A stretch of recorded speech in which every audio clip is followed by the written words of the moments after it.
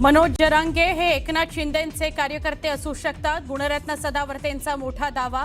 उदय सामंत भेटून आल्यानंतरच जरांगे का बोलायला लागले, केला सवाल.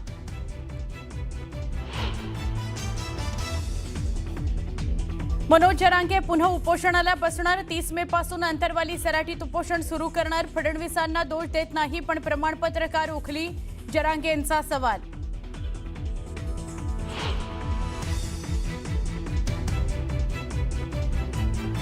तटकरे आणि पटेल यांना पक्ष कार्यालयामध्ये बंदी घातल्याचं वृत्त हास्यास्पद. राष्ट्रवादी काँग्रेसचं स्पष्टीकरण. या प्रकरणी कायदेशीर कारवाई करण्याचा इशारा.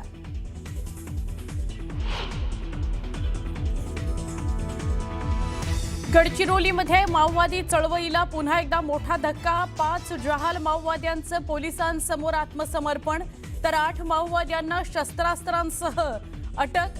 64 लाखांची रोकड जप्त.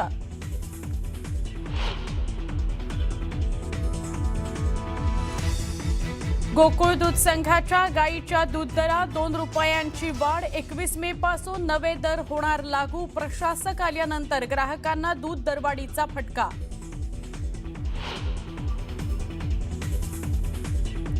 नीट पेपर फुटी प्रकरणात पुण्यात सीबीआयची धडक कारवाई. पीव्ही कुलकर्णी आणि मनीषा वाघमारेशी संबंधित मनीषा मांढरे या शिक्षिकेला अटक.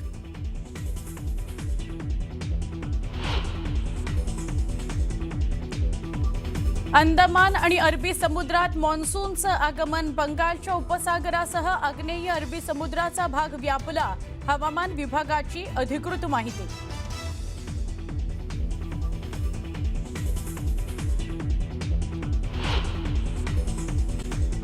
सुरुवात काही सविस्तर बातम्यांनी आपण करणार आहोत आणि नीट पासून सुरुवात करूया. नीटनं अक्षरशः नाकीनऊ आणलेत. नीटच्या परीक्षार्थींवर पुन्हा एकदा परीक्षा देण्याची वेळ आली आहे. त्याला कारण आहे महाराष्ट्रातील 5 गुन्हेगार. नाशिकच्या शुभम खैरनारनं नीटचा पेपर फोडला. त्यानंतर धनंजय लोखंडेनं नीट परीक्षार्थी हेरून त्यांना पेपरची विक्री केली. या सगळ्यात विद्यार्थ्यांना हेरण्याची जबाबदारी होती मनीषा वाघमारेकडे. मनीषा या सगळ्या प्रकरणामध्ये एजंटचं काम करत होती. या सगळ्यांचा बॉस होता तो म्हणजे लातूरचा निवृत्त प्राध्यापक पीव्ही कुलकर्णी. कुलकर्णी पुण्यामध्ये कोचिंग क्लासच्या नावानं विद्यार्थ्यांना प्रश्नपत्रिका पुरवत होता. यामध्ये सीबीआयच्या हाती मोठे पुरावे सापडलेले आहेत. याच प्रकरणी पुण्यातून मनीषा मांढरे नावाच्या प्राध्यापिकेलाही अटक करण्यात आलेली आहे.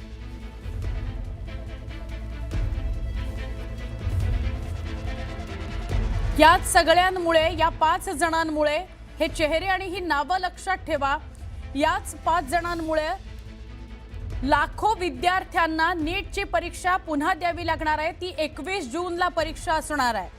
3 मेला झालेली परीक्षा रद्द करावी लागली आणि आता पुन्हा 31 जूनला ही परीक्षा होतीये.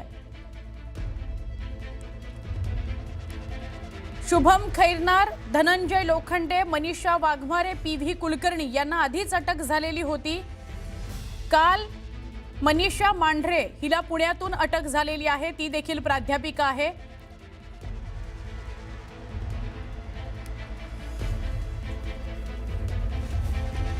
नीट पेपर फुटीच्या प्रकरणामध्ये सीबीआयनं मनीषा वाघमारे आणि प्रल्हाद कुलकर्णींना 10 दिवसांची पोलीस कोठडी सुनावली आहे.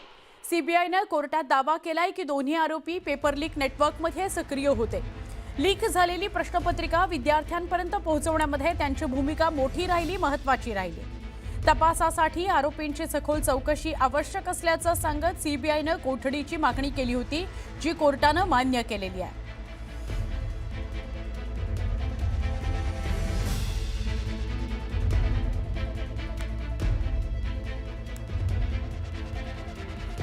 सीबीआयनं कोर्टात युक्तिवाद केला, त्याच्याविषयीचे अपडेट आपण घेतोय. मनीषा वाघमारे, पीव्ही कुलकर्णीनं प्रश्नपत्रिका फोडली. सीबीआयनं कोर्टात जो युक्तिवाद केला ते डिटेल्स बघूया. मनीषा मांढरेमुळे वाघमारे आणि कुलकर्णी चर्चेत आले. कुलकर्णी नीट परीक्षेसंदर्भात डोमेन एक्सपर्ट आहेत. पीव्ही कुलकर्णीनं प्रश्नपत्रिकेतील प्रश्न फोडले. प्राध्यापक कुलकर्णीनं विद्यार्थ्यांना कोणत्या ठिकाणी प्रश्न दिले, अशा सगळ्या गोष्टी या दोघांकडून विचारायच्या आहेत, माहिती घ्यायची आहे आणि त्यामुळे त्यांना पोलीस कोठडी द्या अशी मागणी सीबीआयने कोर्टात केली होती.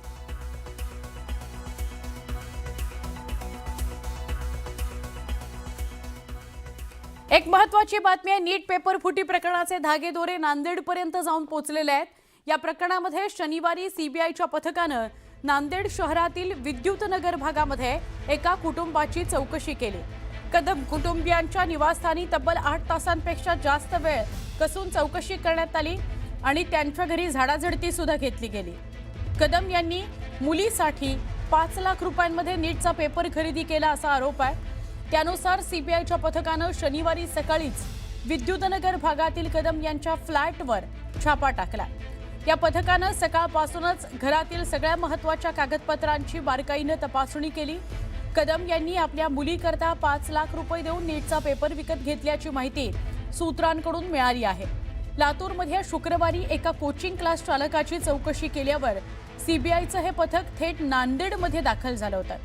त्याच पथकानं नांदेडमध्ये ही कारवाई केली, पण नांदेडमधून सध्या तरी कुणालाही अटक झालेली नाही अशी माहिती आहे. नांदेडमध्ये तयारी करत असताना विद्यार्थिनीला केवळ 100 ते 120 गुण मिळत होते. त्यानंतर पेपर संदर्भात लिंक लागल्यानंतर या विद्यार्थिनीनं आणि तिच्या आई 15 दिवसांमध्ये पुण्यामध्ये तयारी करता केले होते. त्यानंतर नीट परीक्षा झाली आणि त्याच विद्यार्थिनीचा स्कोअर झाला 560. त्यावरून सीबीआयनं चौकशी केलेली आहे. कदम कुटुंब आहे, या कदम कुटुंबाची नांदेडमध्ये सीबीआयकडून 8 तास चौकशी झालेली आहे.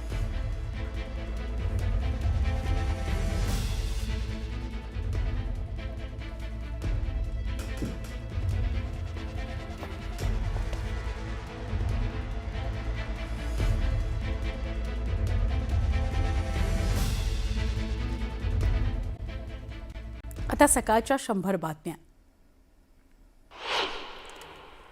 मराठा आरक्षणासाठी मनोज जरांगेंनी आमरण उपोषण करणार असल्याची मोठी घोषणा केली. येत्या 30 मे पासून मनोज जरांगे अंतरवाली सराटीतून आमरण उपोषण करणार आहेत. आमरण उपोषणाकरता हजारोंच्या संख्येनं मराठा बांधवांनी येण्याचं आवाहन मनोज जरांगेंना केलेलं आहे. यावेळी त्यांनी सरकारनं नेमलेल्या मराठा आरक्षण उपसमितीवरही टीका केली.